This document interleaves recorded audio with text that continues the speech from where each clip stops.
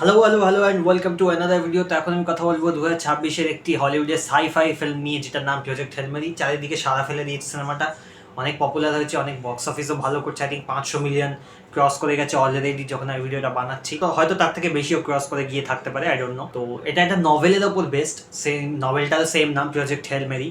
এই সিনেমাটার ডিরেক্টর হচ্ছে ফিল লর্ড আর ক্রিস্টোফার মিলার। এরা দুজনে ডিরেক্ট করেছেন যারা 21 জাম্প স্ট্রিট, 22 জাম্প স্ট্রিট এগুলোর ডিরেক্টর, প্লাস স্পাইডারম্যানের যে অ্যানিমেটেড স্পাইডার হচ্ছে সিনেমাগুলো, সেগুলো রাইটার। এবং এই সিনেমাটার রাইটার হচ্ছে ড্রু গোদার, যিনি নেটফ্লিক্সের যে ডেয়ার ডেভিলটা ছিল সেটার ক্রিয়েটার ছিলেন। এই সিনেমাটাতে আছে obviously Ryan Gosling, Sandra Huller, James Ortiz. James Ortiz এখানে যে রকি বলে রোবটটা, তার যে কন্ট্রোল, মানে সেটা পাপেটের থ্রু দিয়ে শুটিং করা আছে, তার যে কন্ট্রোল এবং ভয়েস দুটোই কিন্তু জেমস অর্টিজ করেছে। মানে রকির কন্ট্রোলের পিছনে অ্যাকচুয়ালি একটা টিম ছিল, সেই টিমের লিডার ছিল জেমস অর্টিজ, আর তিনি ভয়েসও দিয়েছেন রকির ক্যারেক্টারটাকে। তো গল্পটা কি, রায়ান গসলিং এর ক্যারেক্টারটা ডক্টর রাইল্যান্ড গ্রেস, সে একদিন হঠাৎ একটা স্পেসশিপে ঘুম ভাঙছে তার, সেখানে সে ঘুম থেকে উঠছে এবং তার মনে পড়ছে না যে সে অ্যাকচুয়ালিতে কে থেকে এসছে, তার মেমোরি নেই, এবং সেইটা নিয়ে গল্পটা। এবং থ্রু আউট দ্য ফিল্ম আমরা দেখি যে সে অ্যাকচুয়ালিতে কে, স্পেসে এসে কি করতে এসছে, সেইটা নিয়ে গল্পটা চলতে থাকে। এবং তার সাথে আরও দুজন ছিল যারা অ্যাকচুয়ালিতে মারা গেছে, তারাই ডেড বডি, সেটা শুরুর দিকে দেখিয়ে দেওয়া, সেটা কোনো স্পয়লার নয়।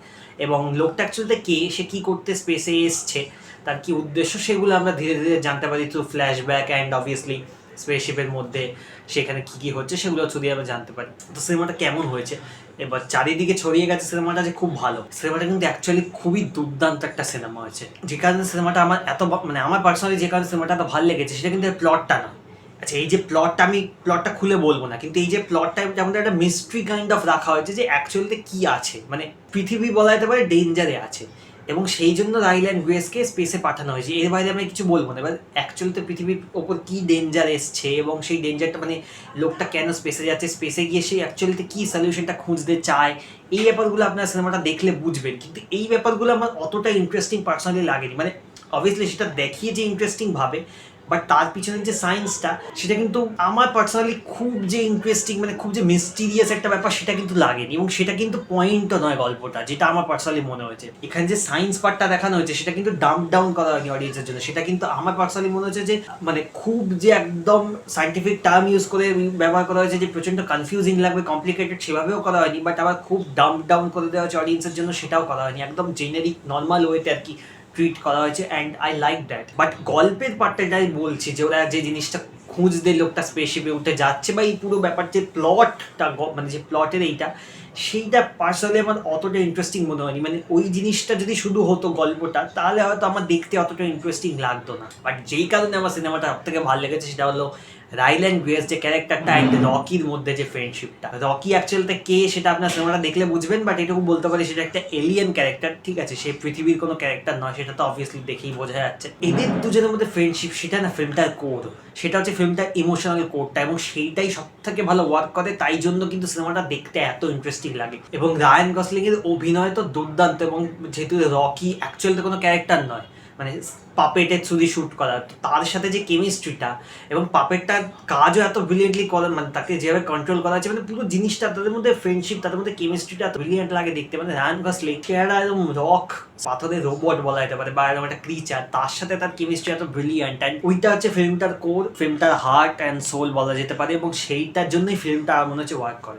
এমন নয় যে তার বাইরে সিনেমাটা খারাপ, তার বাইরেও সিনেমাটা ভালো, বাট ওইটা হচ্ছে আমার মনে হয় যে এমন একটা জিনিস যেইটা হচ্ছে অডিয়েন্সকে কি দেখতে মানে বাধ্য করে, যে হ্যাঁ, অডিয়েন্সকে কানেক্ট করতে সাহায্য করে ক্যারেক্টারগুলোর সাথে, ক্যারেক্টারগুলোর লাইফে, বিকজ ওই ফ্রেন্ডশিপটা ওপর প্রচণ্ড বেশি ফোকাস করা হয়েছে। এবার সিনেমাটা কিন্তু শুরুই হয় স্পেসে, যেখানে রায়ান গসলিং ক্যারেক্টারটা ঘুম থেকে উঠছে, মানে ওয়েক আপ করছে, যে আমি কোথায়, কী ব্যাপার। এবার সেই যে মেমোরিটা নিজে ফিরে পাচ্ছে, সেটা থ্রু আউট ফ্ল্যাশব্যাক দেখানো হয়েছে, এবং ফ্ল্যাশব্যাকগুলো যেভাবে আসছে, সেগুলো কিন্তু বিউটিফুলি আসছে। এবার সেগুলো ওদের মিস্টিরিয়াস ওয়েতে ট্রিট করা হয়নি, because it's not a thriller film. তো ওটা যে খুব নর্মালি ফ্ল্যাশব্যাকে চলে গেল, একটা কোনো জিনিস হচ্ছে, সেখান থেকে খুব নর্মালি ফ্ল্যাশব্যাকে চলে গেল, আবার নর্মালি স্পেসের মধ্যে ফিরে এলো। এই জিনিসটার ট্রানজিশনটা আমার হচ্ছে খুব স্মুথলি করা হয়েছে।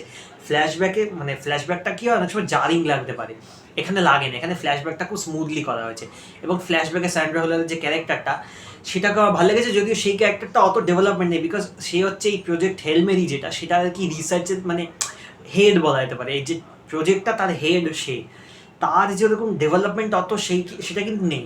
তবে তাকে যেটুকু কাজ দেওয়া হয়েছে তার কাজ ভালো। অ্যানাটমি অফ ফল বলে একটা সিনেমা তার আমি দেখেছিলাম, সেখানেও তার কাজ ভালো ছিল, এখানেও তার অভিনয় ভালো। বাট যেহেতু রায়ান গসলিং এর উপর পুরো ফোকাস, অ্যান্ড রায়ান গসলিং ক্যারেক্টারটা অ্যাকচুয়ালি খুব মানে আমার পার্সোনালি ভালো লেগেছে। শুরু থেকে যেভাবে তাকে দেখানো হয়েছে স্কুল টিচার, এবং তার পরবর্তীতে তার ক্যারেক্টারটা যেভাবে আর কি বের হচ্ছে, আমার ভালো লেগেছে। তবে হ্যাঁ, তার ক্যারেক্টারটা যেরকম একটা প্রচন্ড আর কাছে, সেটা কোথাও না কোথাও হয়তো বলা যাবে না, বিকজ ওর ক্যারেক্টারটা সেভাবে ডেভেলপমেন্ট করা হয় নিজের একটা খুব আর কাছে, যে ক্যারেক্টারটা প্রথমে একরকম ছিল and then at the end সে একরকম হয়ে গেল। ওই যে আর্কটা, সেটা অতটা ডিফাইন্ড আর্ক নয় আমার মনে হয়েছে, বিকজ মানে ওর পার্সোনাল লাইফটা আমরা অত বেশি এক্সপ্লোর করছি না, ওটা অত বেশি দেখানো হচ্ছে না। তো ওর যে পার্সোনাল যে ক্রাইসিসটা, মানে কিছু ডিসিশন ফিল্মের এন্ডে গিয়ে কাইন্ড অফ এরকম নিচ্ছে, সেইটার পিছনে যে ড্রাইভিং ফোর্স, মানে সেটা কেন নিচ্ছে, সেটা আরো একটু বেটার লাগতো যদি পার্সোনাল লাইফটা আমরা ভালো করে আরেকটু বেশি দেখতাম, তাহলে আরো হয়তো কানেক্ট করতে সুবিধা হতো। বাট এমন নয় যে কানেক্ট করা যাচ্ছে না, ক্যারেক্টারটা এতটাই গ্রাউন্ডেড ক্যারেক্টার, মানে সে বলছে ডক্টর আইল্যান্ড গিয়ে সে পিএইচডিওয়ালা লোক, মানে সায়েন্টিস্ট ক্যারেক্টার, বাট ক্যারেক্টারটা গ্রাউন্ডেড, তো তার সাথে কানেক্ট করতে খুব বেশি লাগে না, যদিও তার পার্সোনাল লাইফ কিন্তু ভাবে দেখানো হয়নি, তাও কিন্তু কানেক্ট করা যায়। এবং যে বললাম, রায়ান গসলিং এর পারফরমেন্স তো খুবই ভালো থ্রু আউট দ্য ফিল্ম, তার পারফরমেন্স খুব ভালো, এবং ফিল্মের ডিরেকশনও আমার পার্সোনালি ভালো লেগেছে। ফিল্মাররা ক্রিস্টোফার মিলার যেভাবে হিউমার অ্যান্ড এই স্পেসের মধ্যে যে মানে পুরো ব্যাপারটাকে যেভাবে ব্যালেন্স করেছে, এই স্পেসের মধ্যে যে খুঁজতে যাচ্ছে, যে একটা মিস্ট্রি ঠিক বলবো না, একটা মানে কি অ্যাকচুয়ালিতে ব্যাপারে যে পিছনে রিভিলেশনটা যে কি হচ্ছে অ্যাকচুয়ালিতে, ওরা যেটা খুঁজতে যাচ্ছে সেটার পিছনে যে গল্পটা, সেটাকে যেভাবে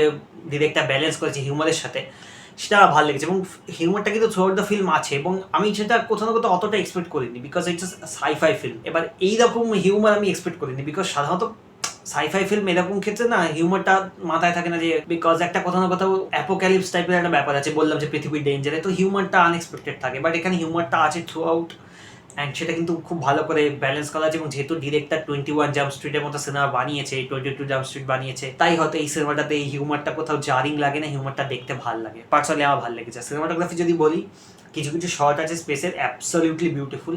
একটা মানে হয়তো পোস্টার আপনারা দেখেছেন, গ্রিন কালারের একটা প্ল্যানেট টাইপের দেখানো হয়, সেটার একটা শর্ট আছে, ইটস অ্যাবসলিউটলি বিউটিফুল একটা শর্ট। তো এরকম বেশ কিছু শর্ট আছে বিউটিফুলি শ্যুট করা, এবং যেহেতু পুরো সিনেমাটা স্পেস ক্রাফটের ভেতর, তো সেটাকেও যেভাবে তুলে ধরেছে, মানে স্পেস ক্রাফটের ভেতরটাকেও যেভাবে দেখানো হয়েছে, এবং এই যে ল্যাক অফ গ্র্যাভিটি হয় বা গ্র্যাভিটিটাকে ওরা কী করে আর্টিফিশিয়ালি ক্রিয়েট করছে যাতে স্পেস ক্রাফটের মধ্যে ওদের থাকতে সুবিধা হয়, সেই ব্যাপারগুলোকেও দেখানো হয়েছে, and I like those things. একটা যেমন দুর্দান্ত সিকোয়েন্স আছে, একটা খুব টেন্স সিকোয়েন্স আছে, ঠিক আছে, মানে যেখানে ওরা কি একটা জিনিস নিতে যাচ্ছে, অ্যান্ড সেটা মানে স্পেস ক্রাফটের ওপরে উঠে গিয়ে মানে বাইরে বেরিয়ে আর কি স্পেসে গিয়ে জিনিসটা টেনে তুলতে হচ্ছে, এরকম টাইপের ব্যাপার হচ্ছে। ওই জিনিসটা খুব এমনভাবে এত ব্রিলিয়েন্টলি ওই জিনিস, ওই জায়গাটা এত ব্রিলিয়েন্টলি ডিরেকশন, এবং তারপরে স্পেসের মানে স্পেস ক্রাফটের ভেতর যখন ঢুকে এলো, তখন ওই কন্টিনিউয়াস চলছে, কিন্তু হোল সিকোয়েন্সটা তখনও শেষ হয়নি, চলছে। ওই সিনটা এত ব্রিলিয়েন্টলি ডিরেকশন, এবং ওই সিনটার BGM throughout the film বিজিএমটা তো ভালো, প্লাস ওই সিনটা পার্টিকুলারলি ডিরেকশনের বিজিএম এত দুর্দান্ত, দারুণ লাগে দেখতে। এবং থ্রু আউট দ্য ফিল্ম যেটা আমার মানে অ্যাকচুয়ালি ভালো লেগেছে, যে ফিল্মের সাউন্ডটা কিন্তু আমার খুব ভালো লেগেছে, বিজিএম হোক বা মিউজিক, যেটা গান ইউজ করা হয় না, সেটা ভালো লেগেছে। মিউজিক পার্টটা যেটা লাস্টের দিকেও যখন গিয়ে একদম লাস্টের দিকে সিনে যে বাজছে, খারাপ এন্ডিং কিন্তু নয়, এমন হচ্ছে ট্র্যাজিক এন্ডিং, বাট লাস্টে যেটা মিউজিক বাজে, একটা জলি টাইপের মিউজিক, এবং সেই মিউজিকটা না আর 5টা হলিউডের ফিল্মের থেকে আলাদা, এটা আমার মনে হচ্ছে, অ্যান্ড আমার ওটা ভালো লেগেছে। ওই মানে একটু অন্যরকম লাগে মিউজিকটা শুনতে, তো আমার ওটা বেশ ইন্টারেস্টিং লেগেছে, যে ডিরেক্টরের চয়েস ওটা, যে ওই রকম টাইপের মিউজিক ইউজ করা।